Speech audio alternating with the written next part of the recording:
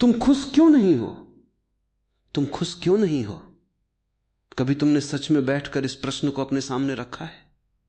बिना किसी उत्तर की जल्दी किए, बिना किसी बहाने के, बिना यह कहे कि मेरे पास खुश होने का समय नहीं है, बिना यह कहे कि जब पैसा होगा तब खुश होऊंगा, जब मेरा रिश्ता ठीक होगा तब खुश होऊंगा, जब लोग मेरी इज्जत करेंगे तब खुश होऊंगा, जब मेरा काम सफल होगा तब खुश होऊंगा। कभी तुमने अपने कमरे में अकेले बैठकर अपने मन से पूछा है, आखिर मैं खुश क्यों नहीं?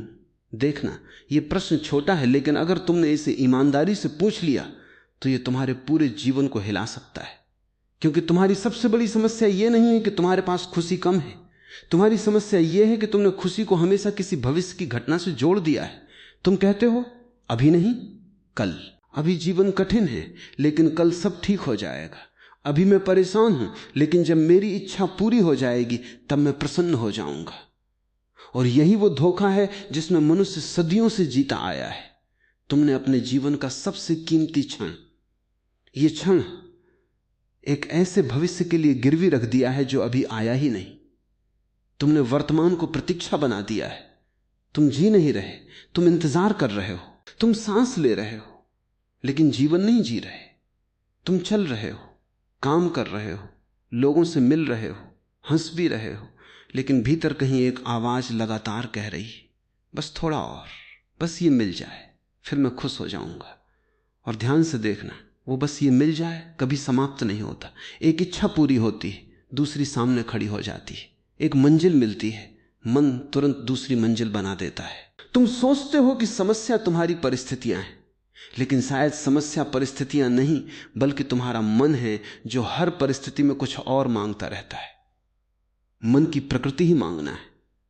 मन कहता है यह पर्याप्त नहीं है, तुम्हारे पास जो है उसे वो साधारण बना देता है, और जो नहीं है उसे असाधारण बना देता है। तुम्हारे पास आज जो जीवन है उसकी तरफ तुम देखते तक नहीं। तुम्हारी आंखें हमेशा उस चीज पर लगी रहती हैं जो अभी तुम्हारे पास नहीं है। तुम्हारे पास सांस है, लेकिन तुम सांस की कीमत नहीं जानते। तुम्हारे पास सुबह है, लेकिन तुम सुबह को महसूस नहीं करते। तुम्हारे पास किसी प्रिय व्यक्ति की आवाज है, लेकिन तुम उसे सुनते हुए भी अपने विचारों में खोए रहते हो। तुम्हारे पास शरीर है, लेकिन तुम शरीर में मौजूद होने के बजाय लगातार अपने सिर के भीतर रहते हो। तुम्हारे पास जीवन है, लेकिन तुम जीवन के बारे में सोचते रहते हो। यही सबसे बड़ा विरोधाभास है। जीवन तुम्हारे सामने घट रहा है और तुम उसके बारे में विचार कर रहे हो। जैसे कोई व्यक्ति भोजन के सामने बैठकर भोजन की तस्वीरें देखता रहे और भूख मिटाने की कोशिश करे। विचार भोजन नहीं है, भविष्य खुशी नहीं है, कल्पना अनुभव नहीं है। और इसी अंतर को न समझ पाने के कारण मनुष्य दुखी है। तुम खुशी को पकड़ना चाहते हो, लेकिन खुशी कोई वस्तु नहीं है जिसे मुट्ठी में बंद किया जा सके। जिस क्षण तुम कहते हो मुझे खुश होना है, उसी क्षण तुम खुशी को भविष्य में धकेल देते हो। क्योंकि मुझे खुश होना है का अर्थ है मैं अभी खुश नहीं हूं, और मन इसी वाक्य को बार बार दोहराता रहता है। फिर तुम खुशी की तलाश में भागते हो, कभी धन में, कभी प्रेम में, कभी प्रसिद्धि में, कभी सफलता में, कभी दूसरों की स्वीकृति में। तुम चाहते हो कि कोई दूसरा तुम्हें प्रमाण पत्र दे कि अब तुम पर्याप्त हो, लेकिन कोई दूसरा तुम्हें यह प्रमाण पत्र नहीं दे सकता। क्योंकि जिस व्यक्ति ने खुद को भीतर से स्वीकार नहीं किया, उसे पूरी दुनिया स्वीकार कर ले तब भी भीतर खालीपन रहेगा। तुम तालियां इकट्ठी कर सकते हो, लेकिन शांति नहीं। तुम प्रशंसा इकट्ठी कर सकते हो, लेकिन आनंद नहीं। तुम चीजें इकट्ठी कर सकते हो, लेकिन संतोष नहीं। और ध्यान रहे, मैं ये नहीं कह रहा कि धन बुरा है, सफलता बुरी है, प्रेम बुरा है या संसार बुरा है। समस्या इनमें से किसी चीज में नहीं है। समस्या तुम्हारे संबंध में है। जब तुम किसी चीज से कहते हो तू मुझे खुश कर, तब तुमने अपनी स्वतंत्रता उसके हाथ में दे दी। अगर पैसा तुम्हें खुश करता है तो पैसा तुम्हारा मालिक है। अगर किसी व्यक्ति की प्रशंसा तुम्हें खुश करती है तो वो व्यक्ति तुम्हारा मालिक है। अगर सोशल मीडिया पर मिलने वाले कुछ शब्द तुम्हारा मूड तय करते हैं तो तुम्हारी खुशी तुम्हारे हाथ में नहीं रही। तब तुम स्वतंत्र कैसे हुए?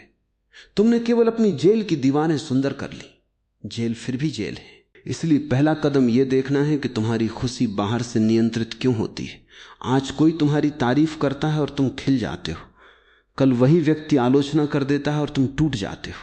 इसका अर्थ है कि तुम्हारा केंद्र तुम्हारे भीतर नहीं है, तुम्हारा केंद्र बाहर है और हवा के हर झोंके के साथ हिलता रहता है। कोई कुछ कहता है, तुम बदल जाते हो। कोई तुम्हें नजरअंदाज करता है, तुम दुखी हो जाते हो। कोई तुम्हें स्वीकार करता है, तुम प्रसन्न हो जाते हो। कोई छोड़ देता है, तुम टूट जाते हो। फिर तुम कहते हो, मैं दुखी क्यों हूं? दुख इसलिए है क्योंकि तुमने अपने मन की चाबी दूसरों को दे दी है।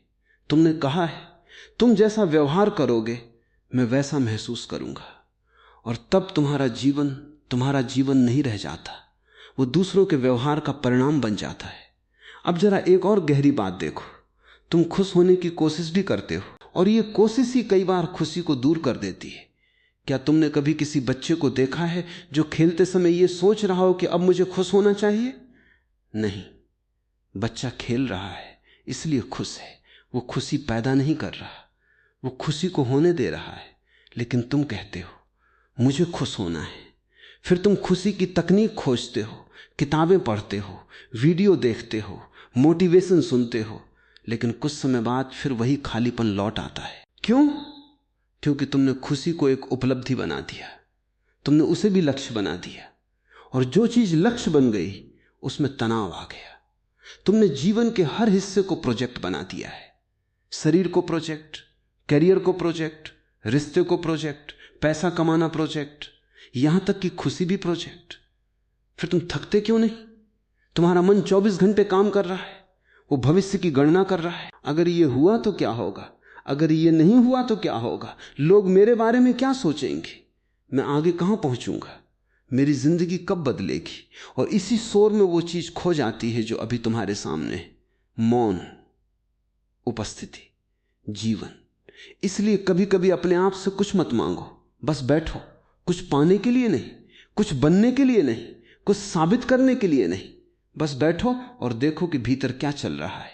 विचार आ रहे हैं, उन्हें आने दो। चिंता आ रही है, उसे आने दो। दुख है, उसे भी आने दो। खुशी की इच्छा है, उसे भी आने दो।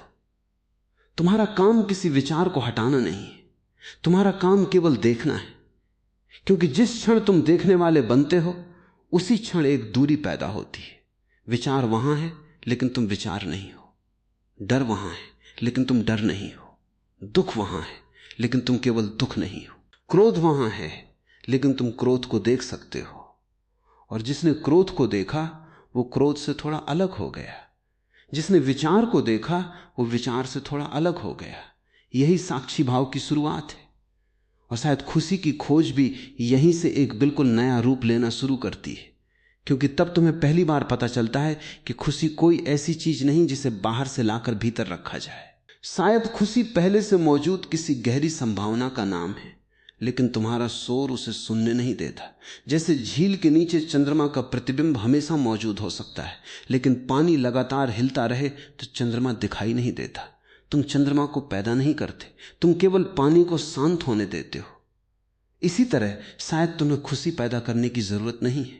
शायद तुम्हें केवल उस लगातार चलती हुई मानसिक हलचल को देखना है जो तुम्हें तुम्हारे ही भीतर से दूर किए जा रही है। लेकिन यहां एक कठिन प्रश्न पैदा होता है, अगर मैं अपने विचार नहीं हूं तो मैं कौन हूं? अगर मेरी इच्छाएं ही मैं नहीं हूं, अगर मेरी उपलब्धियां ही मैं नहीं हूं, अगर दूसरों की राय ही मैं नहीं हूं, तो फिर वो कौन है जो इन सबको देख रहा है?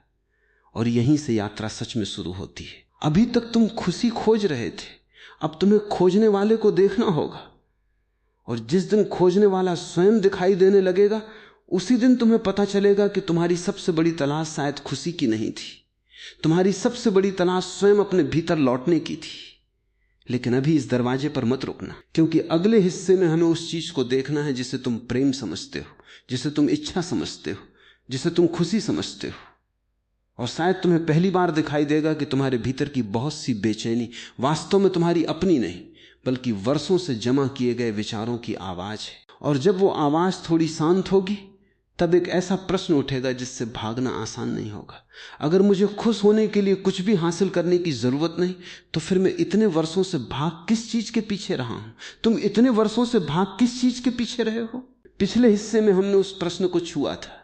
अगर खुशी किसी वस्तु, व्यक्ति उपलब्धि या भविष्य की घटना में छिपी नहीं है, तो फिर तुम इतने वर्षों से भाग किस चीज के पीछे रहे हो? इस प्रश्न को जल्दी से मत छोड़ देना, क्योंकि तुम्हारे जीवन की बहुत सी उलझनें इसी एक प्रश्न के भीतर छिपी हैं। तुम सुबह उठते हो और तुम्हारे भीतर एक दौड़ शुरू हो जाती है। आज क्या करना है, किससे मिलना है, कितना कमाना है, कौन सा काम पूरा करना है, किसे जवाब देना है, किसे प्रभावित करना है, किससे आगे निकलना है। फिर रात आती है और शरीर थका हुआ होता है, लेकिन मन अभी भी दौड़ रहा होता है। तुम बिस्तर पर लेट जाते हो, लेकिन भीतर की दौड़ बंद नहीं होती। बीते हुए दिन की बातें, आने वाले कल की चिंता, किसी की कही हुई बात, किसी की नजर, कोई पुरानी गलती, कोई भविष्य की कल्पना, सब तुम्हारे भीतर घूमता रहता है। और फिर तुम पूछते हो, मैं शांत क्यों नहीं हूं? लेकिन शांति उस मन में कैसे आएगी जो लगातार कहीं पहुंचने की कोशिश कर रहा है? तुमने अपने जीवन को मंजिलों की श्रृंखला बना दिया है, एक मंजिल के बाद दूसरी, दूसरी के बाद तीसरी। और अजीब बात यह है कि हर मंजिल पर पहुंचने के बाद तुम्हारा मन कुछ क्षणों के लिए कहता है, हां अब सब ठीक है, लेकिन थोड़ी ही देर में वो फिर कहता है, अब आगे क्या? यही मन की चाल है। वो तुम्हें कभी पूरी तरह वर्तमान में नहीं रहने देता, वो तुम्हें हमेशा अगले क्षण में भेजता रहता है। और शायद तुमने कभी ध्यान नहीं दिया कि जिस क्षण तुम किसी चीज को पाने की इच्छा में पूरी तरह डूबे होते हो, उसी क्षण तुम अपने वर्तमान जीवन को अस्वीकार कर रहे होते हो। तुम कह रहे होते हो जो अभी है वो पर्याप्त नहीं है। और जब तुम लगातार कहते हो कि जो अभी है वो पर्याप्त नहीं है, तो तुम्हारे भीतर असंतोष की आदत बन जाती है। फिर तुम्हारे पास बहुत कुछ आ जाए तब भी असंतोष बना रहता है, क्योंकि असंतोष बाहर की कमी से नहीं, भीतर की तुलना से पैदा हो रहा है। तुम अपने जीवन की तुलना किसी और के जीवन से करते हो, तुम अपनी कमाई की तुलना किसी और की कमाई से करते हो, अपने चेहरे की तुलना किसी और के चेहरे से, अपनी सफलता की तुलना किसी और की सफलता से, अपने रिश्ते की तुलना किसी और के रिश्ते से। और फिर तुम कहते हो मैं खुश क्यों नहीं हूं? तुम कैसे खुश हो सकते हो जब तुम अपने जीवन को लगातार किसी दूसरे के पैमाने से माप रहे हो? तुलना हमेशा तुम्हें या तो अहंकार देगी या हीनता। अगर तुम किसी से आगे हो, अहंकार पैदा होगा, अगर किसी से पीछे हो, हीनता पैदा होगी। दोनों में तुम स्वयं से दूर हो जाते हो। इसलिए सच्ची खुशी तुलना के बाहर है। जहां तुलना समाप्त होती है वहां पहली बार तुम्हें अपने जीवन की अपनी धुन सुनाई देती है। लेकिन तुलना सिर्फ दूसरों से नहीं होती, तुम अपनी तुलना अपने ही अतीत से भी करते हो। तुम कहते हो पहले मैं ऐसा था, अब मुझे ऐसा होना चाहिए। पहले मैंने इतनी सफलता पाई थी, अब मुझे उससे ज्यादा पाना है। पहले मैं खुश था, अब मुझे फिर वैसा होना है। और इस तरह तुम वर्तमान क्षण को किसी पुराने अनुभव की छाया में जीते हो। ध्यान से देखो, तुम वर्तमान को वर्तमान की तरह जीते ही नहीं। या तो तुम अतीत को लेकर बैठे हो या भविष्य की तरफ देख रहे हो। और वर्तमान तुम्हारे पास आता है, तुम्हारे दरवाजे पर दस्तक देता है, लेकिन तुम दरवाजा खोलते ही नहीं। जीवन हर क्षण तुम्हें बुला रहा है। एक सांस आती है, एक सांस जाती है, सूरज उगता है, हवा चलती है, कोई पक्षी आवाज करता है, किसी इंसान की आंखों में प्रेम दिखाई देता है। तुम्हारा शरीर अभी जीवित है, लेकिन तुम इन सब के बीच मौजूद नहीं हो। तुम अपने विचारों में व्यस्त हो। यही कारण है कि कभी कभी तुम्हें लगता है कि समय बहुत तेजी से गुजर रहा है। समय तेजी से नहीं गुजर रहा, तुम समय के भीतर मौजूद नहीं हो। तुम एक विचार से दूसरे विचार में इतनी तेजी से छलांग लगाते हो कि जीवन के अनुभव तुम्हें छू भी नहीं पाते। फिर किसी दिन अचानक तुम पीछे मुड़कर देखते हो और कहते हो पता ही नहीं चला इतने साल कैसे निकल गए। साल नहीं निकले, तुम अनुपस्थित रहे। जीवन चलता रहा और तुम अपने मन की फिल्म देखते रहे। अब जरा उस चीज को देखो जिसे तुम मैं कहते हो। तुम कहते हो मैं दुखी हूं, लेकिन अगर तुम दुख को देख सकते हो तो देखने वाला और दुख एक ही कैसे हो सकते हैं? तुम कहते हो मैं परेशान हूं, लेकिन परेशानी को देखने की क्षमता तुम्हारे भीतर मौजूद है।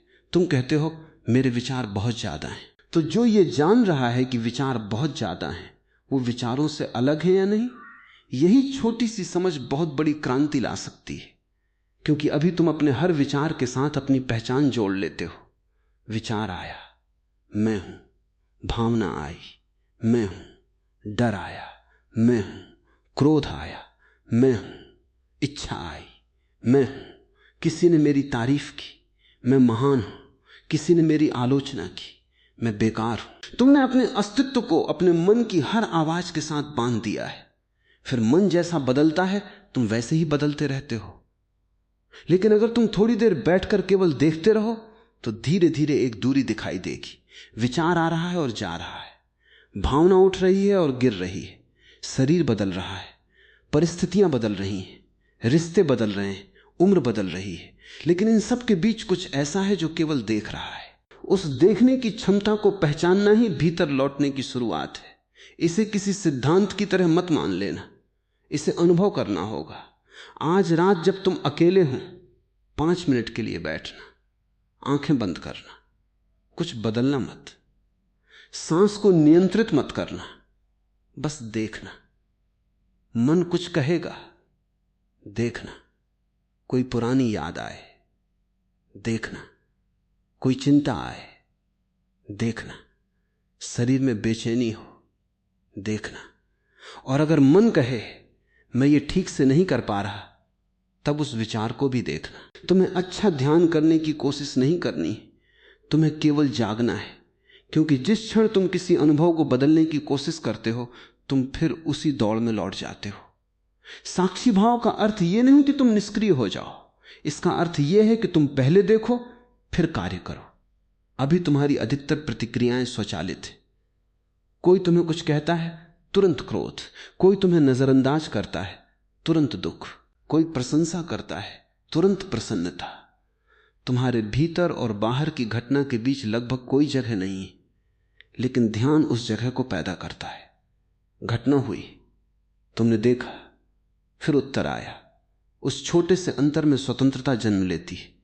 यही अंतर धीरे धीरे तुम्हें प्रतिक्रिया करने वाले व्यक्ति से उत्तर देने वाले व्यक्ति में बदलता है। और जब तुम अपने मन को देखने लगते हो, तब एक और रहस्य खुलता है। तुम्हारी बहुत सी इच्छाएं वास्तव में तुम्हारी अपनी इच्छाएं भी नहीं है। बचपन से तुम्हें बताया गया कि सफल होना क्या है, तुम्हें बताया गया कि सुंदर दिखना क्या है, तुम्हें बताया गया कि सम्मान किसे कहते हैं, तुम्हें बताया गया कि पैसा कितना होना चाहिए, तुम्हें बताया गया कि किस तरह का घर अच्छा है, किस तरह का जीवन अच्छा है, कौन सी नौकरी प्रतिष्ठित है, किस तरह का व्यक्ति आदर्श है। धीरे धीरे तुमने दूसरों की आवाजों को अपने भीतर जमा कर लिया। फिर एक दिन तुम उन आवाजों को अपनी आवाज समझने लगे और अब तुम भाग रहे हो, लेकिन शायद उस मंजिल की तरफ जो तुम्हारी थी ही नहीं। सोचो, अगर पूरी दुनिया तुम्हें कुछ साबित करने के लिए न देख रही होती तो तुम क्या करते? अगर कोई तुम्हारी प्रशंसा न करता, अगर कोई तुम्हें पुरस्कार न देता, अगर सोशल मीडिया पर कोई तुम्हें लाइक न करता, अगर कोई तुम्हारी सफलता की चर्चा न करता, तो क्या तुम्हारी इच्छा फिर भी वही रहती? यह प्रश्न बहुत गहरा है, क्योंकि कई बार हम किसी चीज को इसलिए नहीं चाहते कि वो हमें आनंद देगी, बल्कि इसलिए चाहते हैं कि उसे पाकर हम दूसरों की नजरों में महत्वपूर्ण हो जाएंगे। तब इच्छा के पीछे आनंद नहीं, अहंकार छिपा होता है। और अहंकार को कभी संतोष नहीं होता, उसे हमेशा किसी प्रमाण की जरूरत होती है। आज एक प्रमाण मिला, कल दूसरा चाहिए। आज 100 लोग प्रभावित हुए, कल 1000 चाहिए। आज तुम्हें सफलता मिली, कल उससे बड़ी चाहिए। यह भूख कभी समाप्त नहीं होती, क्योंकि यह भूख वस्तु की नहीं, पहचान की है। तुम वस्तु नहीं मांग रहे, तुम स्वयं को महत्वपूर्ण महसूस करना चाहते हो। और जब तुम स्वयं को महत्वपूर्ण महसूस करने के लिए दुनिया पर निर्भर होते हो, तब तुम दुनिया के गुलाम बन जाते हो। इसलिए भीतर की यात्रा का अर्थ दुनिया छोड़ना नहीं है। दुनिया को छोड़कर जंगल चले जाना आसान हो सकता है, कठिन है दुनिया के बीच रहकर अपने मन की गुलामी को देखना। बाजार में रहो, काम करो, प्रेम करो, परिवार के साथ रहो, सफलता पाओ, असफलता पाओ, लेकिन धीरे धीरे देखो कि तुम्हारा अस्तित्व इन सब चीजों से बड़ा है। अगर सफलता आए तो उसे आने दो, असफलता आए तो उसे भी आने दो, प्रशंसा आए तो उसे सुनो, आलोचना आए तो उसे भी सुनो, लेकिन अपने केंद्र को किसी के हाथ मत दो। क्योंकि जब तुम्हारा केंद्र भीतर होता है, तब बाहर की परिस्थितियां बदल सकती हैं, लेकिन तुम्हारी चेतना हर बदलाव के साथ टूटती नहीं।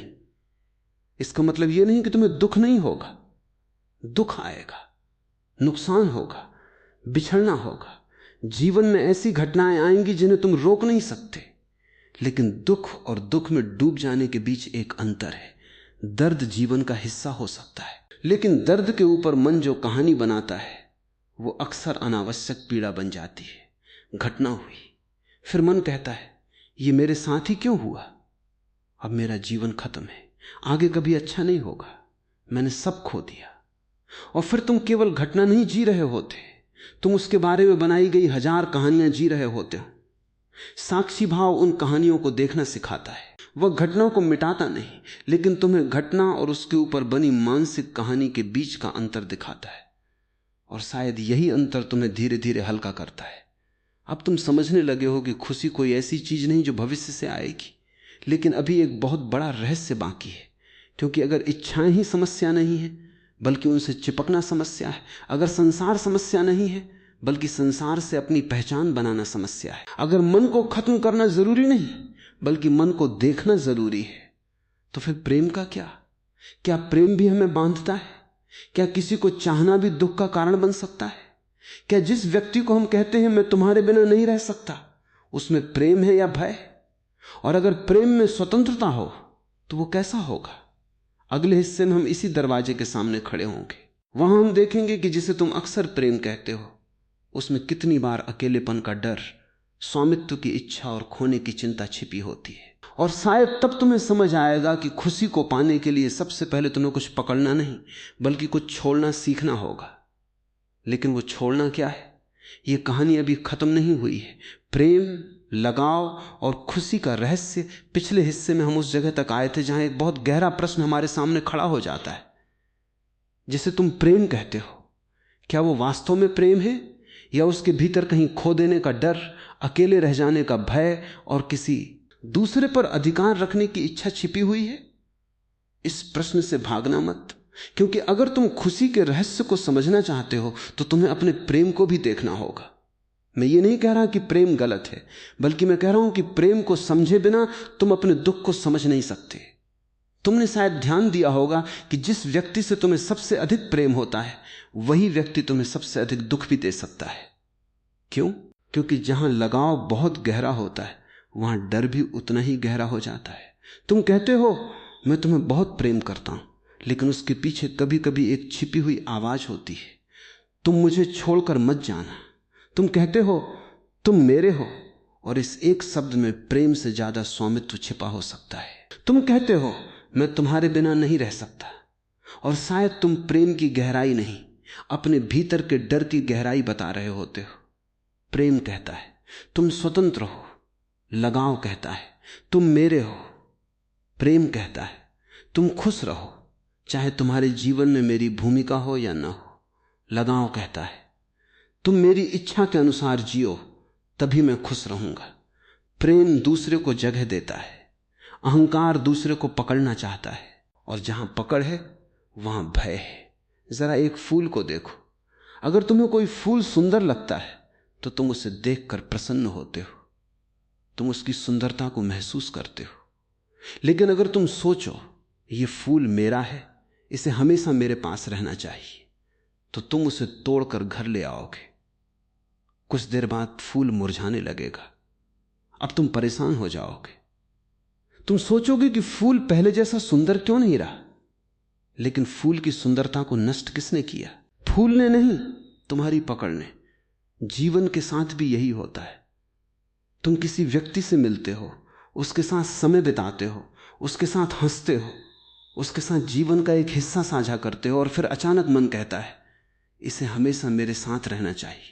यहीं से प्रेम धीरे धीरे भय में बदलने लगता है, क्योंकि जिसे तुम पकड़ते हो उसे खोने का डर पैदा होता है। जिसे तुम खोने से डरते हो उसकी हर छोटी हरकत तुम्हें परेशान करने लगती है। वो देर से जवाब दे तो चिंता, वो किसी और से बात करे तो जलन, वो अपने लिए समय मांगे तो तुम्हें लगता है कि वो दूर जा रहा है। और फिर तुम कहते हो मैं इतना प्रेम करता हूं इसलिए इतना दुखी हूं। शायद प्रेम नहीं, पकड़ तुम्हें दुखी कर रही है। ये अंतर बहुत सूक्ष्म है लेकिन बहुत महत्वपूर्ण है। प्रेम में आनंद होता है क्योंकि उसमें दूसरे की स्वतंत्रता का सम्मान होता है। लगाव में तनाव होता है क्योंकि वहां लगातार ये डर रहता है कि कहीं मेरी चीज मुझसे छिन न जाए। अब अपने जीवन में देखो, तुम किन किन चीजों को अपना कहते हो? मेरा घर, मेरा पैसा, मेरा परिवार, मेरा साथी, मेरे बच्चे, मेरा काम, मेरी प्रतिष्ठा, मेरा नाम, मेरी पहचान। और अगर इनमें से किसी एक को कोई छू दे तो तुम्हारा मन तुरंत बेचैन हो जाता है। इसका अर्थ यह नहीं कि तुम्हें इन चीजों की परवाह नहीं करनी चाहिए। परवाह करो, प्रेम करो, जिम्मेदारी निभाओ, लेकिन यह मत भूलो कि जीवन तुम्हें कुछ समय के लिए चीजें देता है। कोई भी चीज हमेशा के लिए तुम्हारी नहीं। तुम जिस शरीर को मेरा शरीर कहते हो वो भी लगातार बदल रहा है। बचपन का शरीर चला गया, किशोरावस्था का शरीर चला गया, आज का शरीर भी कल वैसा नहीं रहेगा। विचार बदलते रहे, पसंद बदलती रही, दोस्त बदलते रहे, शहर बदले, काम बदले, रिश्ते बदले, फिर भी तुम कहते रहे मैं।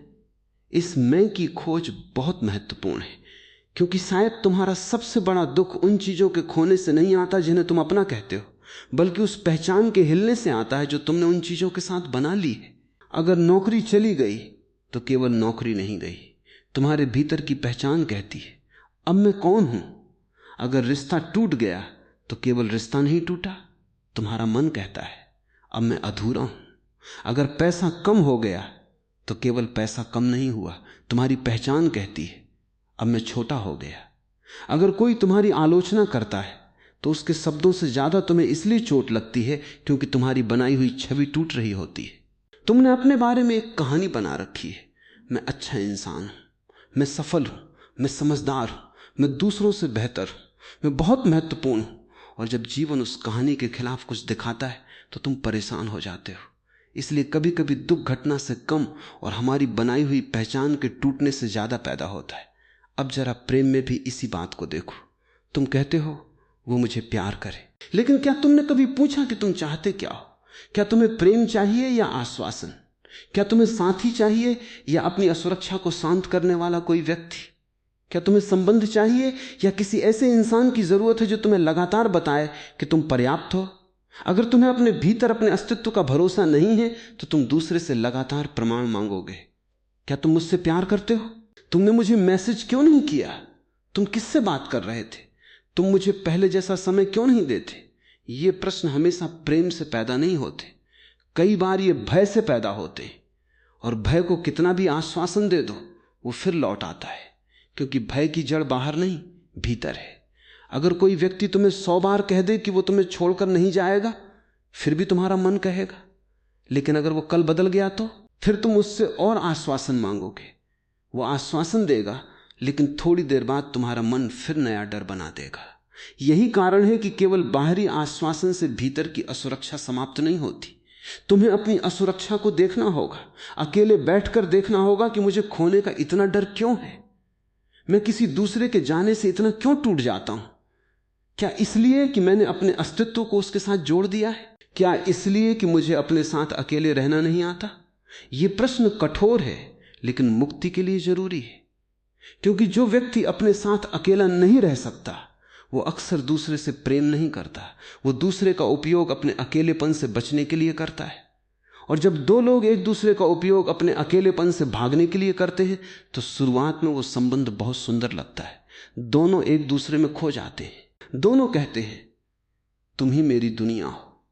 लेकिन धीरे धीरे वही वाक्य बोझ बन जाता है, क्योंकि कोई भी इंसान तुम्हारी पूरी दुनिया नहीं बन सकता। वो भी एक स्वतंत्र जीवन है, उसकी अपनी चेतना है, अपनी इच्छाएं हैं, अपनी यात्राएं हैं। जब तुम उससे अपनी पूरी खुशी की जिम्मेदारी मांगते हो तो तुम उस पर ऐसा भार डाल देते हो जिसे कोई भी व्यक्ति लंबे समय तक नहीं उठा सकता।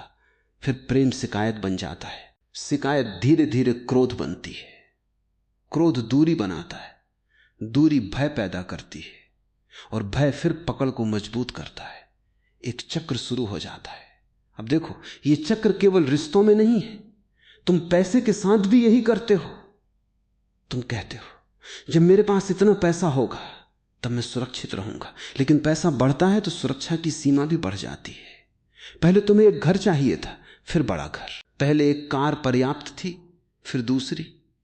पहले थोड़ी बचत से संतोष था, फिर और अधिक चाहिए। क्योंकि समस्या धन की मात्रा नहीं, भीतर की असुरक्षा है। धन सुरक्षा दे सकता है, सुविधा दे सकता है, लेकिन अस्तित्व की शांति नहीं खरीद सकता। अगर भीतर डर है तो बहुत सारी संपत्ति के बीच भी डर रहेगा, और अगर भीतर शांति है तो कम साधनों में भी जीवन का स्वाद लिया जा सकता है। फिर से समझो, मैं गरीबी का गुणगान नहीं कर रहा, मैं धन का विरोध नहीं कर रहा, मैं केवल यह कह रहा हूं कि धन को वो काम मत सौंपो जो धन कर ही नहीं सकता। पैसा तुम्हारे जीवन को आसान बना सकता है, लेकिन वो तुम्हें स्वयं से नहीं मिला सकता। कोई संबंध तुम्हें साथ दे सकता है, लेकिन वो तुम्हें तुम्हारे भीतर से नहीं मिला सकता। कोई सफलता तुम्हें सम्मान दे सकती है, लेकिन वो तुम्हें अपने अस्तित्व का अर्थ नहीं दे सकती। कोई प्रसिद्धि तुम्हारा नाम दूर तक पहुंचा सकती है, लेकिन वो तुम्हें भीतर की मौन आवाज नहीं सुना सकती।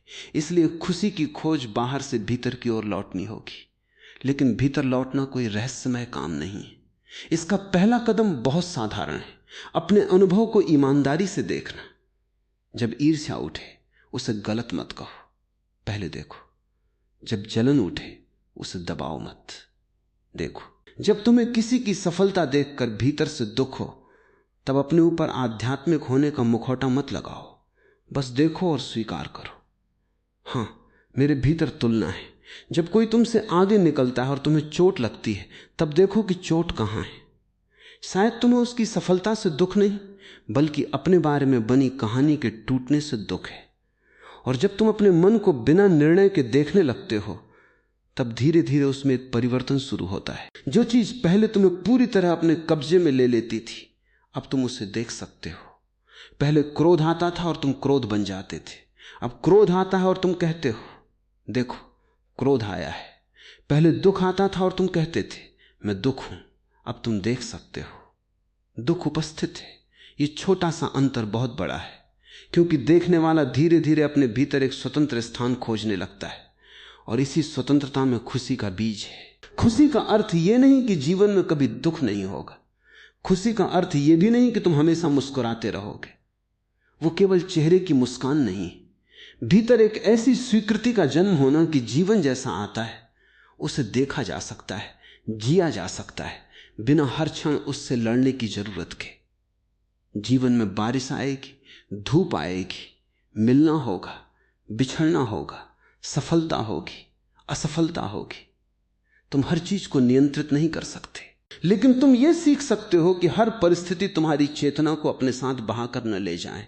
यही स्वतंत्रता है। और जब तुम स्वतंत्र होते हो, तब प्रेम भी बदलता है। तब तुम किसी को पकड़कर नहीं कहते तुम मेरे हो, तुम कहते हो तुम मेरे जीवन में हो और ये सुंदर है। लेकिन मैं तुम्हें कैद नहीं करूंगा, मैं तुम्हारी स्वतंत्रता का सम्मान करूंगा। और अगर कभी हमारे रास्ते अलग भी हो जाएं, तो मैं दुखी हो सकता हूं, रो सकता हूं, टूट सकता हूं, लेकिन तुम्हें अपनी संपत्ति समझकर तुम्हारे जाने के अधिकार से इनकार नहीं करूंगा। ये प्रेम की परिपक्वता है। लेकिन यहां एक और रहस्य छिपा है। जब तुम पकड़ना छोड़ते हो, तब तुम्हें डर लगता है कि कहीं सब कुछ हाथ से न निकल जाए। और यही वो जगह है जहां मन तुम्हें फिर से पकड़ने के लिए कहेगा। मन कहेगा अगर मैंने नियंत्रण छोड़ दिया तो क्या होगा, अगर मैंने अपनी अपेक्षाएं छोड़ दी तो क्या होगा, अगर मैंने दूसरों की स्वीकृति छोड़ दी तो क्या मैं अकेला नहीं हो जाऊंगा। यही अगला दरवाजा है, क्योंकि मन को लगता है कि पकड़ छोड़ना मतलब सब कुछ खो देना। लेकिन शायद इसके उलट सत्य है। कई बार पकड़ छोड़ने पर पहली बार तुम स्वयं को पाते हो। और अब हमें उस पकड़ के सबसे गहरे रूप को देखना होगा। तुम्हारी अपनी छवि, तुम्हारा अपना अहंकार, वो अदृश्य व्यक्ति जिसे तुम हर दिन बचाते रहते हो। तुम उसे सम्मान दिलाना चाहते हो, उसे सही साबित करना चाहते हो, उसे दूसरों से बेहतर दिखाना चाहते हो, उसे चोट से बचाना चाहते हो। लेकिन क्या तुमने कभी पूछा है ये मैं वास्तव में है कौन? अगर किसी दिन तुम्हारी सारी उपलब्धियां, सारे रिश्ते, सारे नाम, सारी भूमिकाएं, सारी यादें और सारी कहानियां तुमसे एक एक करके हटा दी जाएं, तो अंत में क्या बचेगा? शायद इस प्रश्न का उत्तर ही उस यात्रा का अगला चरण है। क्योंकि जब तक तुम अपनी बनाई हुई पहचान को ही अपना वास्तविक स्वरूप मानते रहोगे, तब तक तुम हर दिन उसे बचाने में लगे रहोगे। और जो व्यक्ति हर दिन अपनी छवि बचाने में लगा है, वो कभी पूरी तरह जी नहीं सकता। वो हमेशा अभिनय करेगा। वो बोलेगा तो सोचेगा कि लोग क्या सोचेंगे, हंसेगा तो सोचेगा कि मैं कैसा दिख रहा हूं, प्रेम करेगा तो सोचेगा कि सामने वाला मुझे कितना महत्व देता है, सफलता पाएगा तो सोचेगा कि लोग मुझे कितना महान समझेंगे। और इस अभिनय के पीछे वास्तविक जीवन चुपचाप निकलता जाएगा। इसलिए अब अगला प्रश्न खुशी का नहीं, अस्तित्व का है। अगर वह व्यक्ति जिसे मैं दुनिया के सामने साबित करने में लगा हूं वो केवल एक बनाई हुई छवि है, तो उस छवि के पीछे वास्तविक मैं कौन है? और जब तुम इस प्रश्न के सामने सच में खड़े हो जाओगे, तब तुम्हें पता चलेगा कि खुशी की यात्रा अभी अपने सबसे गहरे हिस्से में प्रवेश करने वाली है। क्योंकि अगले चरण में हमें उस मैं को देखना होगा जो हर चीज पर अपना नाम लिखना चाहता है। मेरा शरीर, मेरा विचार, मेरा रिश्ता, मेरी सफलता, मेरा दुख, मेरी कहानी। शायद खुशी को पाने के लिए तुम्हें कोई नई चीज जोड़नी नहीं है। शायद पहली बार तुम्हें यह देखना है कि तुम्हें अपने ऊपर चढ़ी हुई कौन सी परतें उतारनी है। और जब पहली परत उतरेगी, तब शायद तुम्हें अपने भीतर वो मौन सुनाई देगा जिसकी तलाश में तुम अब तक पूरी दुनिया में भटकते रहे हो। वो मैं कौन है जिसे तुम बचाते बचाते दरवाजे तक पहुंच चुके हैं। हमने देखा कि खुशी को तुम भविष्य में खोजते रहे, इच्छाओं में खोजते रहे, उपलब्धियों में खोजते रहे, दूसरों की स्वीकृति में खोजते रहे, और यहां तक कि प्रेम में भी खोजते रहे। लेकिन हर बार कुछ समय बाद भीतर वही खालीपन लौट आया। हमने ये भी देखा कि जब प्रेम पकड़ बन जाता है, जब इच्छा पहचान बन जाती है, जब सफलता अहंकार को मजबूत करने का साधन बन जाती है, तब बाहर की हर उपलब्धि के साथ भीतर का भय भी बढ़ सकता है। अब प्रश्न यह है कि आखिर वो कौन है जो इन सबको पकड़ता है? कौन है जो कहता है मेरा घर, मेरा पैसा, मेरा साथी, मेरा परिवार, मेरी सफलता, मेरा सम्मान, मेरी कहानी, मेरा दुख, मेरा ज्ञान, मेरा धर्म, मेरी पहचान? ये मेरा कहने वाला कौन है? और उससे भी बड़ा प्रश्न, वो मैं कौन है? तुमने शायद जीवन भर इस प्रश्न को टाल दिया है। तुम्हें बताया गया कि तुम कौन हो, इसलिए तुम्हें खुद खोजने की जरूरत नहीं पड़ी। बचपन में किसी ने तुम्हें एक नाम दिया और तुमने मान लिया कि यही मैं हूं। फिर तुम्हें बताया गया कि तुम किस परिवार से हो, किस स्कूल में पढ़ते हो, क्या करना चाहिए, कैसा दिखना चाहिए, किससे दोस्ती करनी चाहिए, क्या बनना चाहिए। धीरे धीरे तुम्हारे ऊपर पहचान की परतें चढ़ती गई। फिर तुमने कहा मैं डॉक्टर हूं, मैं व्यापारी हूं, मैं विद्यार्थी हूं, मैं पिता हूं, मैं मां हूं, मैं पति हूं, मैं पत्नी हूं, मैं सफल हूं, मैं असफल हूं, मैं अच्छा हूं, मैं बुरा हूं। लेकिन जरा रुक कर देखो, ये सब भूमिकाएं हैं, तुम स्वयं नहीं। अगर तुम्हारा काम कल बदल जाए तो क्या तुम भी समाप्त हो जाओगे? अगर तुम्हारा नाम कोई बदल दे तो क्या तुम्हारा अस्तित्व खत्म हो जाएगा? अगर तुम्हारा रिश्ता टूट जाए तो क्या तुम्हारे भीतर जीवन की लौ बुझ जाएगी? अगर कोई तुम्हारी प्रशंसा करना बंद कर दे तो क्या तुम अस्तित्वहीन हो जाओगे? नहीं। लेकिन मन ऐसा मानता है, क्योंकि मन ने भूमिकाओं को वास्तविकता समझ लिया है। तुमने अपने बारे में एक कहानी बनाई और फिर उस कहानी की रक्षा में पूरी जिंदगी लगा दी। कोई तुम्हें कहता है कि तुम बहुत अच्छे हो, कहानी मजबूत होती है। कोई कहता है कि तुम गलत हो, कहानी हिल जाती है। कोई सम्मान देता है, तुम फूल जाते हो। कोई अपमान करता है, तुम भीतर से सिकुड़ जाते हो। इसका अर्थ है कि तुम्हारा केंद्र तुम्हारे भीतर नहीं, तुम्हारी बनाई हुई छवि में है। और छवि हमेशा कमजोर होती है, क्योंकि उसे लगातार दूसरों से पुष्टि चाहिए। तुमने कभी आईने में अपना चेहरा देखा है? आईना केवल चेहरा दिखाता है, लेकिन तुम्हारा मन चेहरे के ऊपर एक कहानी जोड़ देता है। मैं सुंदर हूं, मैं बूढ़ा हो रहा हूं, मैं दूसरों से अच्छा दिखता हूं, मैं अच्छा नहीं दिखता, लोग मुझे पसंद करेंगे या नहीं करेंगे। आईना तो केवल प्रतिबिंब दिखाता है, कहानी मन बनाता है। यही मन हर घटना के साथ करता है। जीवन में एक घटना घटती है और तुरंत मन उसके ऊपर अर्थ चिपका देता है। किसी ने तुम्हें जवाब नहीं दिया, घटना इतनी सी थी, लेकिन मन कहता है वो मुझे महत्व नहीं देता। फिर तुम दुखी होते हो। किसी ने नौकरी में तुम्हारी आलोचना की, घटना इतनी सी थी, मन कहता है मैं योग्य नहीं हूं। फिर तुम्हारा आत्मविश्वास गिर जाता है। किसी ने तुम्हारे काम की तारीफ की, घटना इतनी सी थी, मन कहता है मैं बहुत महान हूं। फिर अहंकार बढ़ता है। ध्यान से देखो, घटना और कहानी अलग है। घटना बाहर हुई, कहानी भीतर बनी, और तुम अक्सर कहानी को सत्य मान लेते हो। यही दुख की एक बड़ी जड़ है। इसलिए ध्यान का अर्थ केवल आंखें बंद करके बैठना नहीं। ध्यान का अर्थ है घटना और कहानी के बीच का अंतर देखना। कोई तुम्हें कुछ कहता है, पहले सुनो, फिर देखो कि तुम्हारे भीतर क्या उठ रहा है। क्रोध, चोट, डर, अपने बारे में कोई विचार, उस पूरे क्रम को देखो। तुम पाएंगे कि किसी दूसरे के शब्दों से ज्यादा तुम्हें अपने मन की बनाई हुई व्याख्या परेशान कर रही है। यही कारण है कि एक ही बात दो लोगों से कही जाए तो दोनों की प्रतिक्रिया अलग होती है। घटना एक है लेकिन भीतर की कहानी अलग है। एक व्यक्ति हंस सकता है, दूसरा दुखी हो सकता है, तीसरा क्रोधित हो सकता है। तो घटना अकेले प्रतिक्रिया तय नहीं करती, तुम्हारी भीतर की संरचना भी प्रतिक्रिया तय करती है। और अगर ये संरचना देखी जा सके तो उसमें परिवर्तन संभव है। लेकिन यहां एक खतरा है। जब तुम अपने मन को देखना शुरू करते हो, मन तुरंत एक नई पहचान बना लेता है। अब मैं जागरूक व्यक्ति हूं। यह बहुत सूक्ष्म अहंकार है। पहले तुम कहते थे मैं सफल हूं, अब कहोगे मैं आध्यात्मिक हूं। पहले तुम्हें अपनी गाड़ी पर गर्व था, अब तुम्हें इस बात पर गर्व होने लगता है कि मैं संसार से अलग हूं।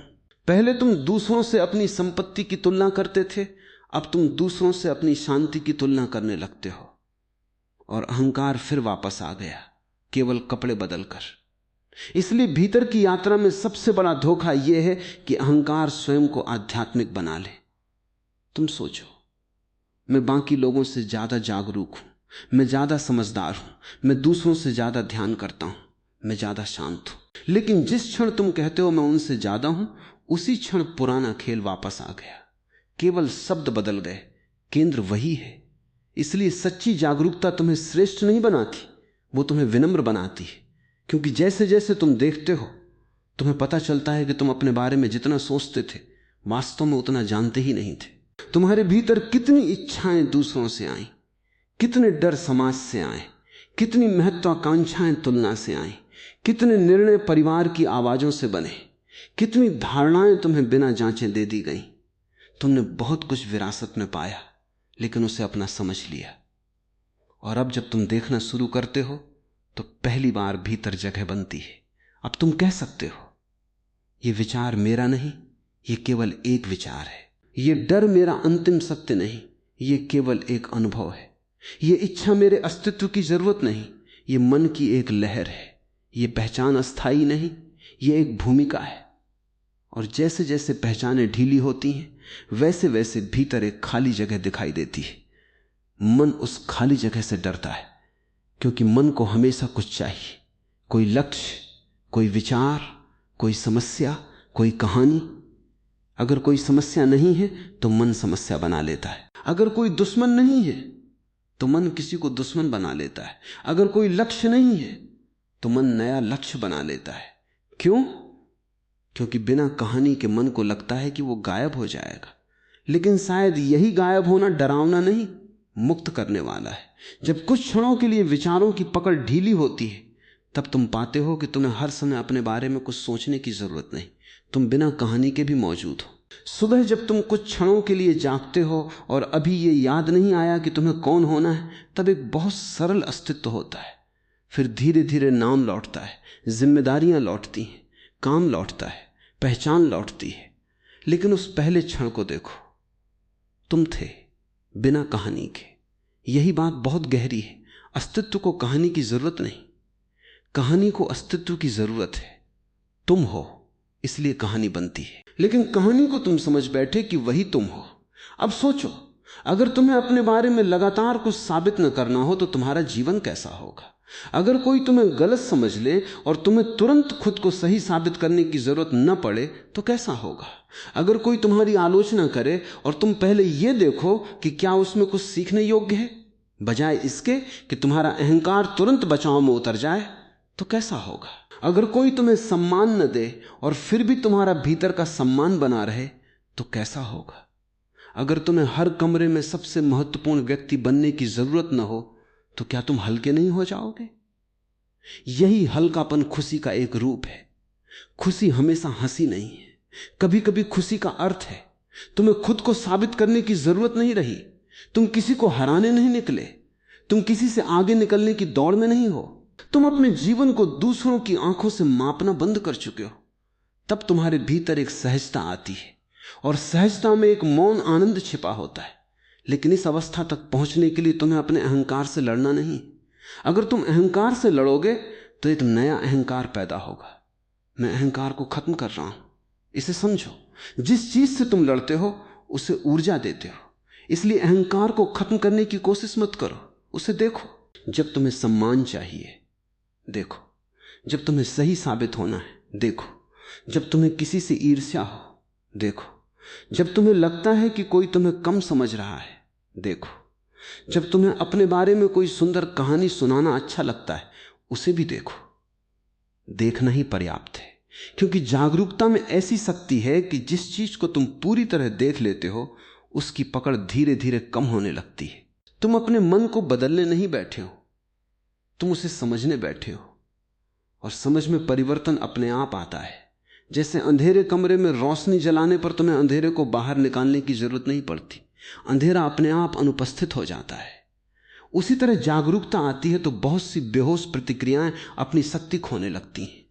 अब एक और बात समझो, तुम कहते हो मैं खुश होना चाहता हूं, लेकिन मैं और खुशी को अलग अलग मत समझो। तुम अक्सर सोचते हो कि पहले मैं बनूंगा, फिर मेरे पास चीजें होंगी, फिर मैं खुश होऊंगा। लेकिन इस पूरी संरचना में मैं हमेशा अधूरा माना गया है। मैं अभी अधूरा हूं, मुझे पूरा होना है। मैं अभी छोटा हूं, मुझे बड़ा होना है। मैं अभी असफल हूं, मुझे सफल होना है।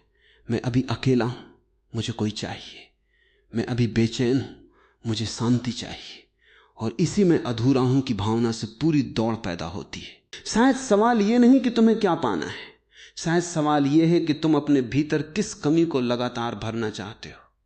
क्योंकि अगर कमी की भावना बनी रहती है तो दुनिया की कोई भी चीज पर्याप्त नहीं होगी। तुम एक समुद्र पीने की कोशिश करोगे और फिर भी प्यासे रहोगे। इसलिए भीतर की यात्रा में हमें कमी की भावना को देखना होगा। वो कहां से आती है? क्या तुम वास्तव में अधूरे हो, या तुम्हें अधूरा होने की कहानी सिखाई गई? क्या तुम्हें वास्तव में किसी और की जरूरत है ताकि तुम मूल्यवान हो सको, या तुमने अपने मूल्य को दूसरों की प्रतिक्रिया से जोड़ दिया है? क्या तुम्हें वास्तव में भविष्य में कोई विशेष घटना चाहिए ताकि तुम जीवित होने की सुंदरता महसूस कर सको, या तुमने वर्तमान को बहुत साधारण समझ लिया है? यह प्रश्न तुम्हें भीतर तक ले जाएगा, और शायद एक दिन तुम बैठोगे, कोई विशेष उपलब्धि नहीं होगी, कोई बड़ी घटना नहीं होगी, कोई तालियां नहीं होंगी, कोई प्रशंसा नहीं होगी, कोई भविष्य की गारंटी नहीं होगी। फिर भी तुम्हें लगेगा कि इस क्षण में कुछ गलत नहीं है, सांस चल रही है, जीवन है, तुम देख रहे हो, तुम सुन रहे हो, तुम मौजूद हो। और उस क्षण खुशी किसी उपलब्धि की तरह नहीं आएगी, वो एक अनुपस्थिति की तरह दिखाई देगी। चिंता की अनुपस्थिति, तुलना की अनुपस्थिति, साबित करने की अनुपस्थिति, पकड़ की अनुपस्थिति। तब शायद पहली बार तुम समझोगे कि खुशी को बनाया नहीं जाता। कई बार केवल वे चीजें हटानी पड़ती हैं जो खुशी को ढक रही हैं, लेकिन अभी यात्रा समाप्त नहीं हुई। क्योंकि जब तुमने मैं की परतों को देखना शुरू किया, तब एक और चीज सामने आएगी। तुम्हारा मन लगातार भविष्य की तस्वीरें क्यों बनाता है? वो कल को इतना महत्वपूर्ण क्यों मानता है? वो तुम्हें वर्तमान से बार बार बाहर क्यों ले जाता है? और सबसे महत्वपूर्ण, अगर अभी इसी क्षण जीवन पूरा है तो तुम्हें बार बार भविष्य में जाकर खुद को पूरा करने की जरूरत क्यों महसूस होती है? अगले हिस्से में हमें समय के इसी रहस्य को देखना होगा। अतीत तुम्हें पछतावे में बांधता है, भविष्य तुम्हें उम्मीद में बांधता है, और वर्तमान तुम्हारे सामने चुपचाप खड़ा रहता है। लेकिन तुम हमेशा उन दो जगहों पर जाते हो जो अभी मौजूद ही नहीं है। शायद खुशी का अगला दरवाजा यही है, उस क्षण में लौटना जो कभी तुम्हें छोड़कर गया ही नहीं। और जब तुम पहली बार वास्तव में वर्तमान में उतरोगे, तब शायद तुम्हें समझ आएगा कि जिस खुशी को तुम वर्षों से खोज रहे थे, वो किसी आने वाले कल में नहीं, बल्कि उस मौन में छिपी थी जिसे तुमने हमेशा अपने विचारों के शोर से ढक रखा था। लेकिन उस मौन तक पहुंचने से पहले हमें मन की सबसे पुरानी आदत को समझना होगा, भागना। क्योंकि मन वर्तमान से क्यों भागता है? और जब वो भागना बंद करता है तो भीतर क्या बचता है?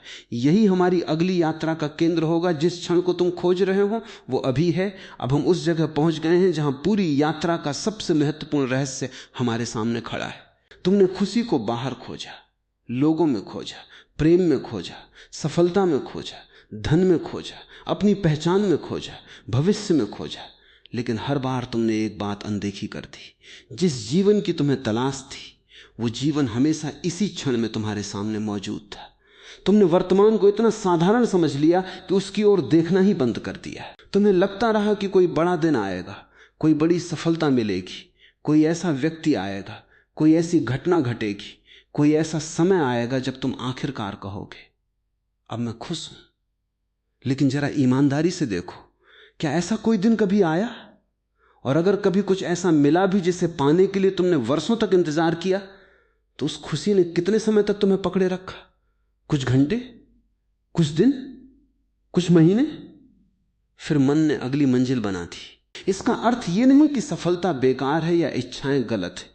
अर्थ केवल इतना है कि तुमने किसी बाहरी घटना से वो काम करवाना चाहा जो केवल भीतर की जागरूकता कर सकती है। तुमने वस्तुओं से शांति मांगी, लोगों से सुरक्षा मांगी, भविष्य से खुशी मांगी और उपलब्धियों से अपने अस्तित्व की पुष्टि मांगी। और चूंकि कोई भी बाहरी चीज स्थायी नहीं है, तुम्हारी खुशी भी स्थायी नहीं हो सकी।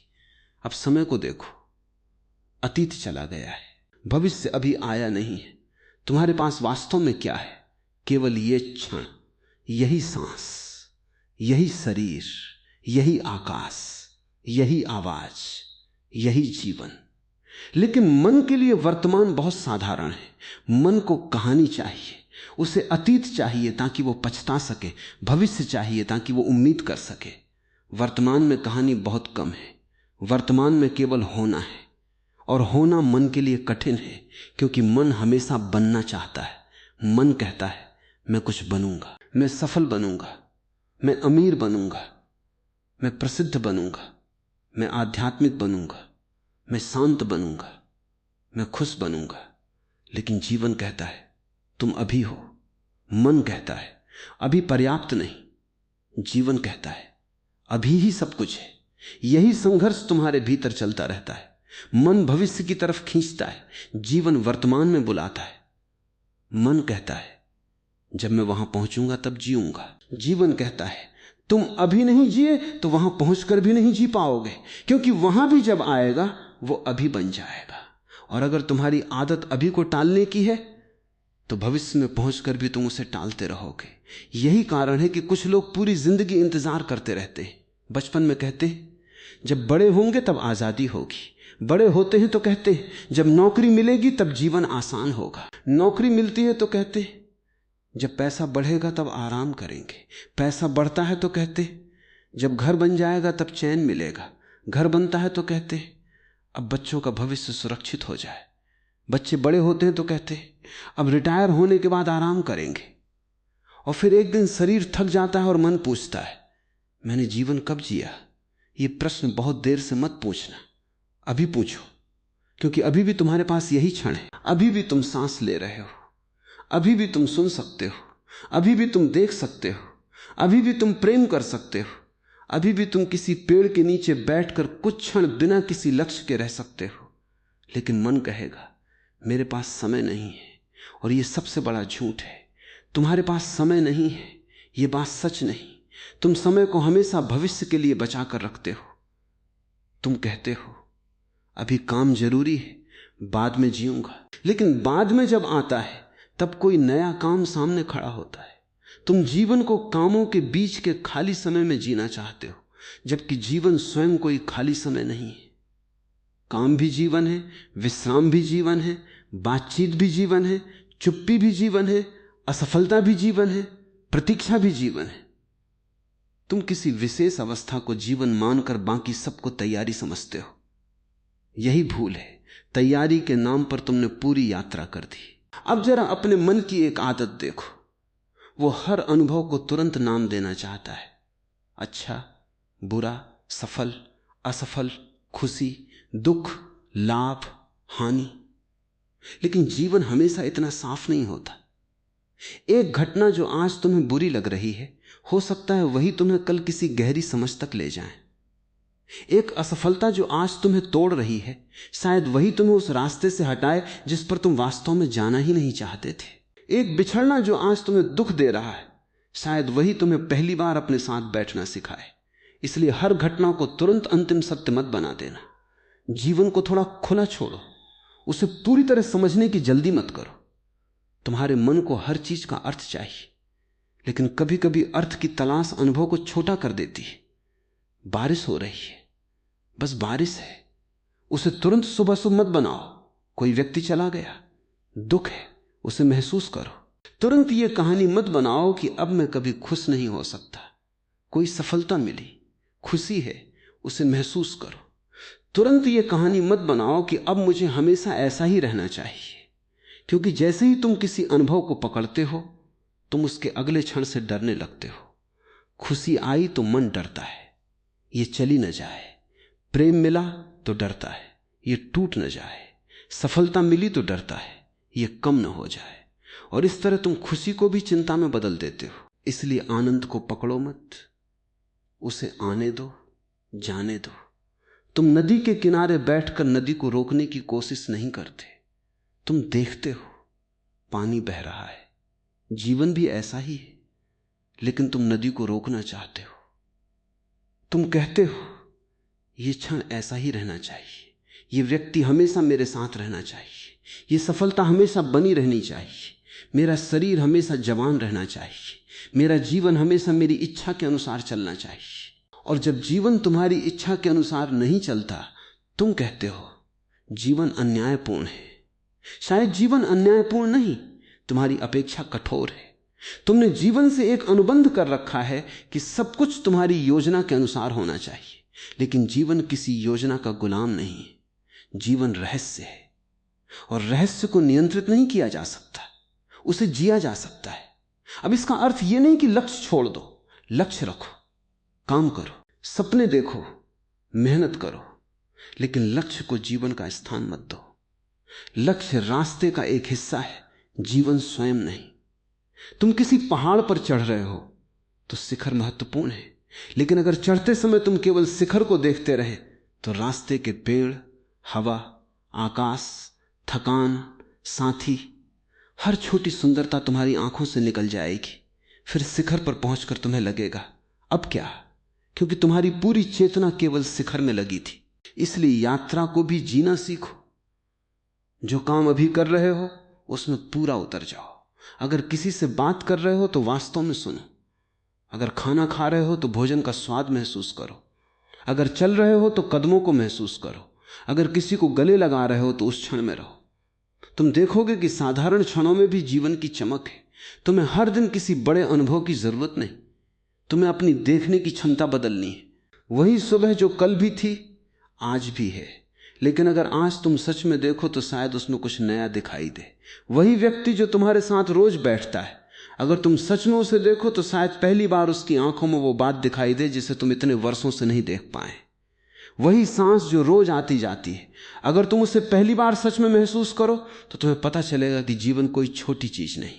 तुम अभी जीवित हो, यह अपने आप में एक अद्भुत घटना है, लेकिन मन इसे सामान्य बना देता है। यही मन की आदत है।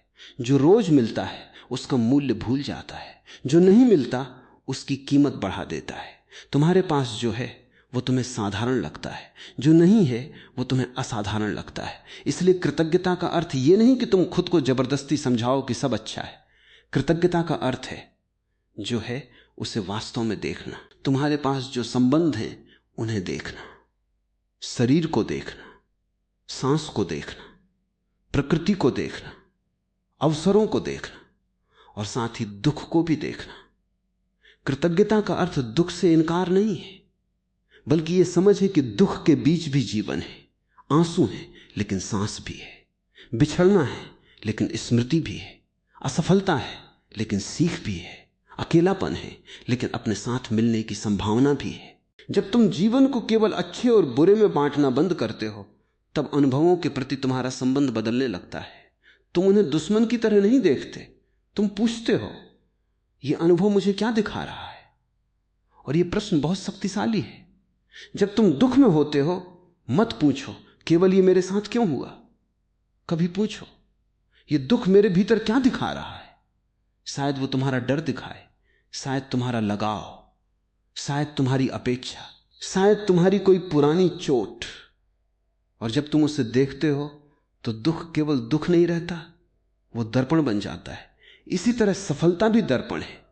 सफलता में देखो कि तुम्हारा अहंकार कितना बढ़ता है, प्रशंसा में देखो कि तुम्हें दूसरों की स्वीकृति कितनी चाहिए, प्रेम में देखो कि तुम कितना पकड़ते हो, अकेलेपन में देखो कि तुम अपने साथ कितना सहज हो। और धीरे धीरे हर परिस्थिति तुम्हारी गुरु बन सकती है। तब तुम्हें अलग से जीवन बदलने की जरूरत नहीं पड़ती, जीवन ही तुम्हें बदलने लगता है। लेकिन यहां एक और सूक्ष्म बात है, जब तुम वर्तमान में रहने की कोशिश करते हो तो मन इसे भी एक लक्ष्य बना सकता है। तुम कहोगे मुझे वर्तमान में रहना चाहिए, फिर अगर विचार भविष्य में चला गया तो तुम परेशान हो जाओगे, तुम खुद को दोष दोगे, मैं ध्यान नहीं कर पा रहा, मैं जागरूक नहीं। याद रखो, वर्तमान में होना कोई परीक्षा नहीं है। जब तुम्हारा मन चला जाए उसे देखकर वापस आ जाओ, 1000 बार जाए, 1000 बार लौट आओ। लौटना ही अभ्यास है, कोई असफलता नहीं है।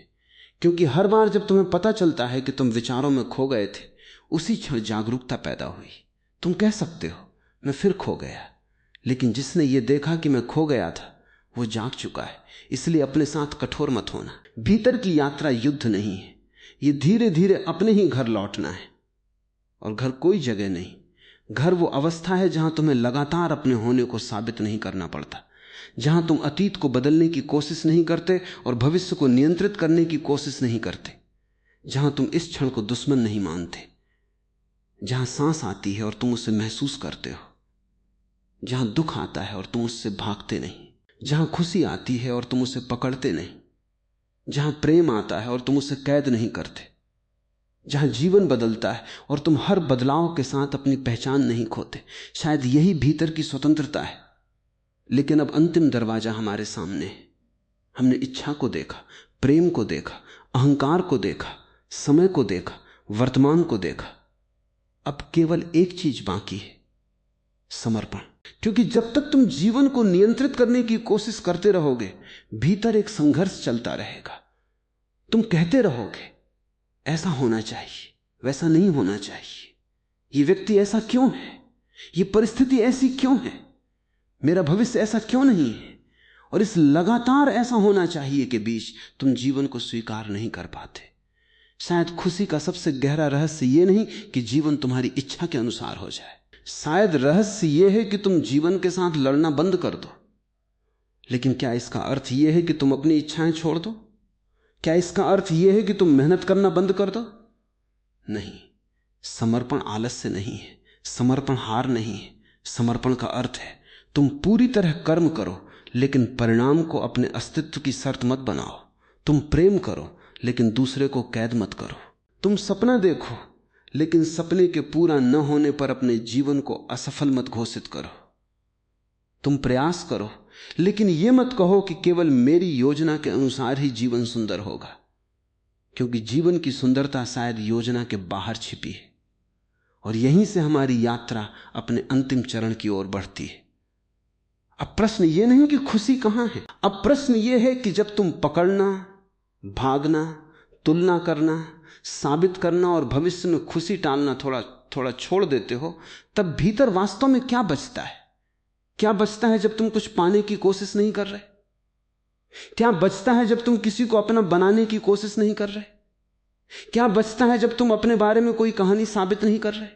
क्या बचता है जब तुम केवल इस क्षण में हो? शायद वहां एक ऐसी शांति है जिसे शब्दों में पूरी तरह बांधा नहीं जा सकता, और शायद उसी शांति के दरवाजे पर हमारी पूरी यात्रा अब पहुंच चुकी है। लेकिन अंतिम उत्तर अभी बाकी है, क्योंकि पार्ट 6 में हमें उस अंतिम प्रश्न के सामने बैठना होगा। अगर खुशी पहले से यही थी, अगर जीवन पहले से यही था, अगर तुम्हें कुछ बनकर ही खुश नहीं होना था, तो फिर तुम्हें वास्तव में छोड़ना क्या था? और जब इस प्रश्न का उत्तर तुम्हारे भीतर से उठेगा, तब शायद तुम समझोगे कि खुशी पाने की पूरी दौड़ में तुम जिस चीज को खोज रहे थे वो कोई मंजिल नहीं थी, वो एक घर वापसी थी। और इस बार यात्रा बाहर की तरफ नहीं, बिल्कुल भीतर की तरफ जाएगी। खुशी को पाना नहीं था, स्वयं से मिलना था। अब हम उस अंतिम दरवाजे पर आ गए हैं जिसके सामने पूरी यात्रा हमें धीरे धीरे लेकर आई थी। हमने पूछा था तुम खुश क्यों नहीं हो? हमने देखा कि तुम खुशी को भविष्य में खोजते रहे, उपलब्धियों में खोजते रहे, धन में खोजते रहे, दूसरों की स्वीकृति में खोजते रहे, प्रेम में खोजते रहे, अपनी पहचान में खोजते रहे, और उस मैं को मजबूत करने में खोजते रहे जिसे तुमने दुनिया की बातों, अनुभवों, यादों और इच्छाओं से बनाया था। हमने देखा कि तुम बार बार कहते रहे जब ये होगा तब मैं खुश होऊंगा, जब ये व्यक्ति मेरे साथ होगा तब मैं खुश होऊंगा, जब इतना पैसा होगा तब मैं खुश होऊंगा, जब लोग मेरी इज्जत करेंगे तब मैं खुश होऊंगा, जब मेरा जीवन मेरी इच्छा के अनुसार चलने लगेगा तब मैं खुश होऊंगा। लेकिन अब जरा पीछे मुड़कर देखो, इतने वर्षों की दौड़ के बाद तुम कहां खड़े हो? क्या तुम्हें सच में वो अंतिम खुशी मिली जिसका तुम इंतजार करते रहे, या हर मंजिल के बाद मन ने एक नई मंजिल बना दी? शायद अब तुम्हें पहली बार यह देखने की जरूरत है कि समस्या यह नहीं थी कि तुम्हें खुशी नहीं मिली, समस्या यह थी कि तुम खुशी को गलत जगह खोज रहे थे।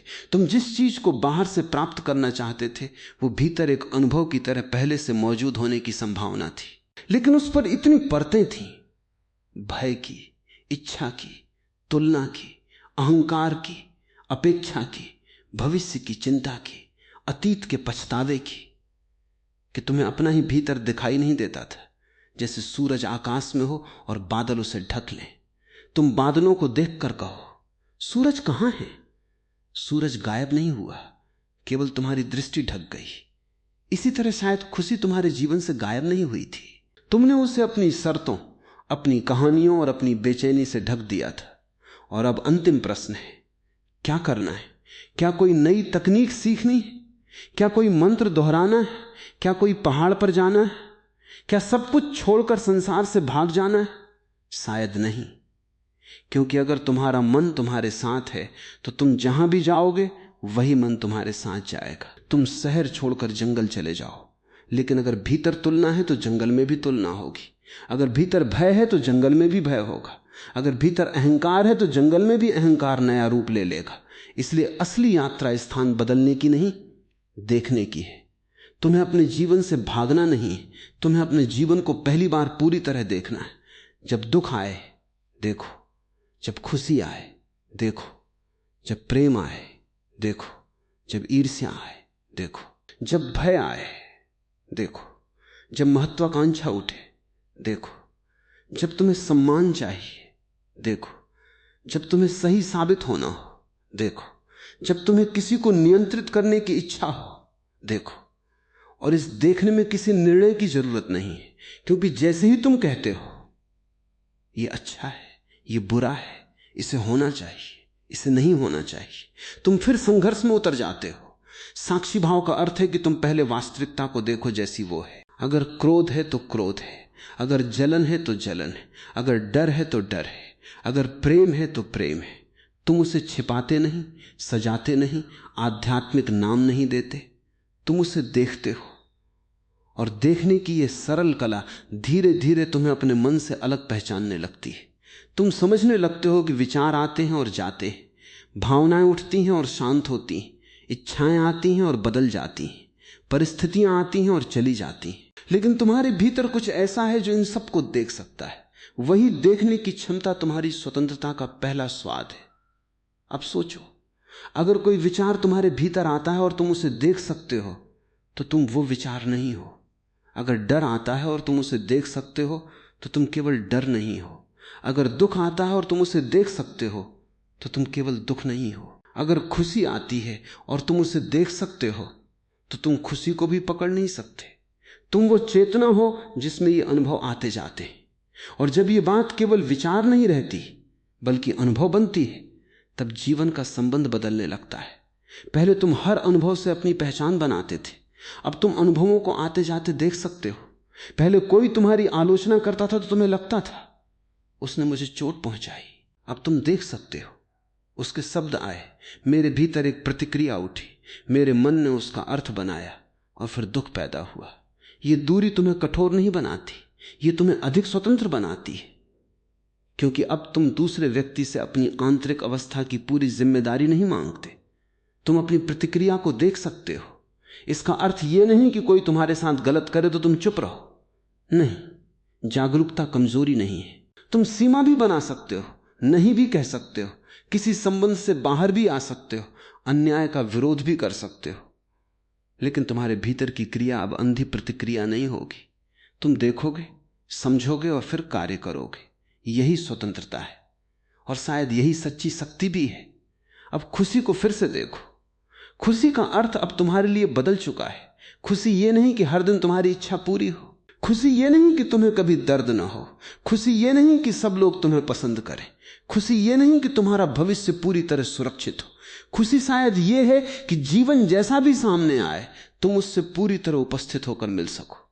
अगर हंसी आए तो पूरी तरह हंसो, अगर आंसू आए तो आंसुओं को भी आने दो, अगर प्रेम मिले तो प्रेम करो लेकिन उसे कैद मत करो, अगर कोई चला जाए तो दुख को महसूस करो, लेकिन यह कहानी मत बनाओ कि तुम्हारा पूरा जीवन समाप्त हो गया।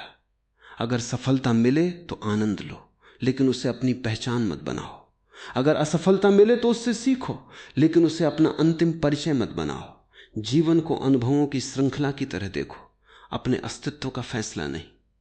तुम असफल हुए, यह एक घटना है। तुम असफल व्यक्ति हो, यह एक कहानी है। तुमने गलती की, यह एक घटना है। तुम बुरे इंसान हो, यह कहानी है।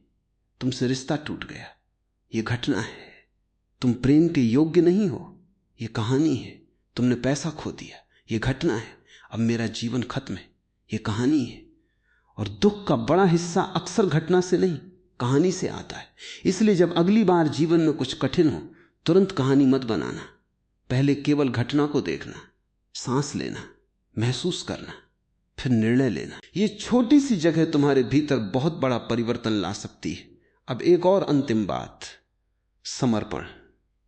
समर्पण का अर्थ हार मान लेना नहीं। इसका अर्थ है कि तुम जीवन से लगातार यह मांगना बंद कर दो कि वो तुम्हारी हर इच्छा के अनुसार चले। तुम अपनी पूरी कोशिश करो लेकिन परिणाम को अपने अस्तित्व की शर्त मत बनाओ।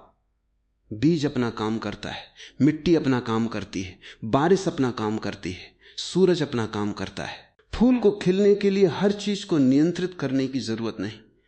तुम भी जीवन में अपना कर्म करो, अपनी दिशा चुनो, अपने सपनों के लिए मेहनत करो, लेकिन हर परिणाम को अपने हाथ में रखने की कोशिश मत करो, क्योंकि नियंत्रण की इच्छा जितनी बढ़ती है भय उतना बढ़ता है।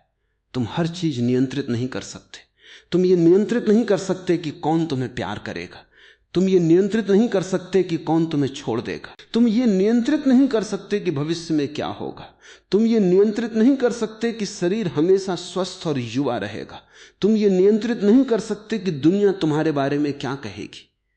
लेकिन तुम ये सीख सकते हो कि इन सब के बीच तुम कैसे उपस्थित रहोगे, यही तुम्हारे हाथ में है। और शायद स्वतंत्रता का अर्थ यही है, जो तुम्हारे हाथ में नहीं है उससे लड़ना बंद करना, और जो तुम्हारे हाथ में है उसे जागरूकता से जीना। अब जरा एक बहुत सरल प्रयोग करो।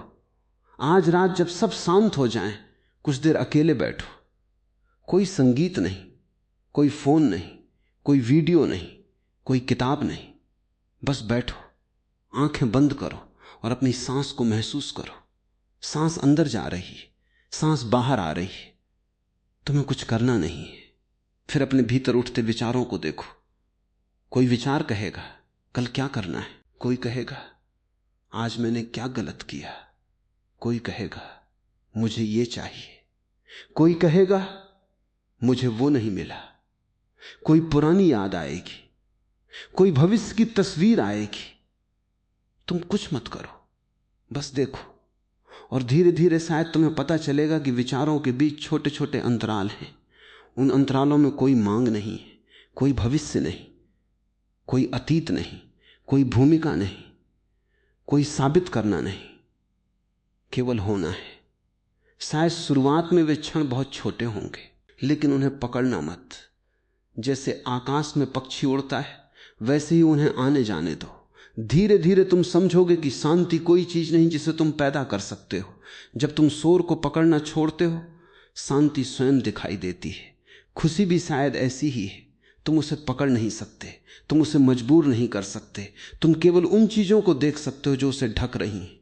तुलना कम हुई, हल्कापन आया, अपेक्षा कम हुई, हल्कापन आया, पकड़ कम हुई, हल्कापन आया, भविष्य की चिंता थोड़ी शांत हुई, हल्कापन आया, दूसरों की स्वीकृति की जरूरत थोड़ी कम हुई, हल्कापन आया, खुद को साबित करने की जरूरत कम हुई, हल्कापन आया। और फिर तुम देखते हो मैं खुश होने की कोशिश नहीं कर रहा, फिर भी भीतर कुछ शांत है। यही रहस्य है। खुशी हमेशा शोर नहीं करती, कभी कभी वो बहुत शांत होती है। वो किसी बड़ी उपलब्धि की तरह नहीं आती, वो एक सुबह खिड़की से आती रोशनी में होती है, किसी बच्चे की हंसी में होती है, किसी पुराने दोस्त की आवाज में होती है, अकेले चाय पीते हुए होती है, बारिश की बूंदों में होती है, किसी को माफ कर देने में होती है, खुद को माफ कर देने में होती है, किसी चीज को नियंत्रित न कर पाने के बाद भी सांस लेने में होती है। और कभी कभी वो केवल इस समझ में होती है, मुझे अभी कुछ और बनने की जरूरत नहीं है, मैं अभी भी जीवन का हिस्सा हूं। यही वाक्य तुम्हारी वर्षों पुरानी दौड़ को रोक सकता है, क्योंकि तुम हमेशा खुद को अधूरा मानकर दौड़ रहे थे। तुम सोचते थे एक दिन मैं पूरा होऊंगा, लेकिन शायद तुमने कभी देखा ही नहीं कि जीवन तुम्हें अभी भी पूरा अनुभव करने का निमंत्रण दे रहा है। तुम अपने भविष्य के संस्करण को खुश करने में लगे रहे और वर्तमान के अपने स्वरूप को भूल गए। तुम उस व्यक्ति के लिए काम करते रहे जो कल बनना था, लेकिन जो आज है उसे सुनते ही नहीं थे। अब लौट आओ, अपने पास लौट आओ। इसका अर्थ दुनिया छोड़ना नहीं, इसका अर्थ अपने भीतर से भागना बंद करना है। अपने शरीर को महसूस करो, अपनी सांस को सुनो, अपने मन को देखो, अपने संबंधों को ईमानदारी से देखो। जहां प्रेम है उसे प्रेम की तरह जियो, जहां पकड़ है उसे पकड़ की तरह पहचानो, जहां भय है उसे छिपाओ मत, जहां अहंकार है उसे आध्यात्मिक नाम मत दो, जहां दुख है उसे अनुभव करो, जहां खुशी है उसे पकड़ो मत। जीवन को आने जाने दो, नदी को नदी रहने दो, फूल को फूल रहने दो, व्यक्ति को व्यक्ति रहने दो, स्वयं को स्वयं होने दो। और तब शायद तुम्हें वो बात समझ आएगी जिसके लिए तुमने पूरी जिंदगी यात्रा की। तुम्हें खुशी पाने की जरूरत नहीं थी, तुम्हें केवल उन गलत धारणाओं से जागना था जो तुम्हें यह बता रही थी कि तुम अभी खुश होने योग्य नहीं हो, कि तुम्हें कुछ बनना होगा, कुछ पाना होगा, किसी को पाना होगा, किसी को रोकना होगा, दुनिया को जीतना होगा, सबको प्रभावित करना होगा। तुम्हें किसी अंतिम मंजिल पर पहुंचकर जीवन शुरू नहीं करना था। जीवन पहले से शुरू था, वो तुम्हारी पहली सांस के साथ शुरू हुआ था और हर क्षण तुम्हारे सामने खुल रहा है। तुम बस उसे देखने के बजाय उसकी अगली तस्वीर का इंतजार कर रहे थे। अब इंतजार मत करो, यही क्षण है, यही सांस है, यही जीवन है। और अगर तुम सच में इस क्षण में उतर गए तो शायद पहली बार तुम्हें यह महसूस होगा कि खुशी कोई पुरस्कार नहीं है, वो तुम्हारे होने की सहज संभावना है।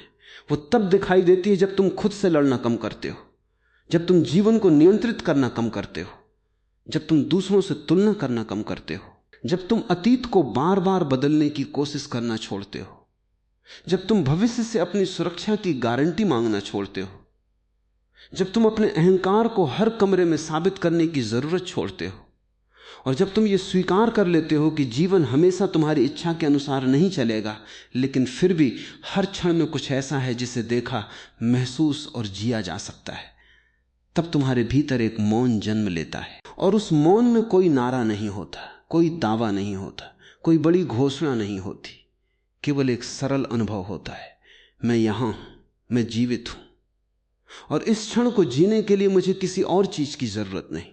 यही शायद खुशी का असली राज है। और अगर इस पूरी 6 हिस्सों की यात्रा से तुम केवल एक बात अपने साथ ले जाना चाहते हो तो उसे यही रखना, खुशी को पकड़ने मत भागो, अपने आप से भागना बंद करो। क्योंकि जिस दिन तुम अपने भीतर लौट आए उस दिन तुम्हें पता चलेगा कि जिस चीज को तुम पूरी दुनिया में खोज रहे थे उसका दरवाजा बाहर कहीं था ही नहीं, दरवाजा हमेशा भीतर था, तुम ही उससे दूर भाग रहे थे, और अब पहली बार तुम लौट आए हो। यही अंत नहीं है, यही शुरुआत है एक ऐसे जीवन की जिसमें तुम खुशी के पीछे नहीं भागते, बल्कि हर सांस के साथ जीवन को पूरी तरह जीते हो।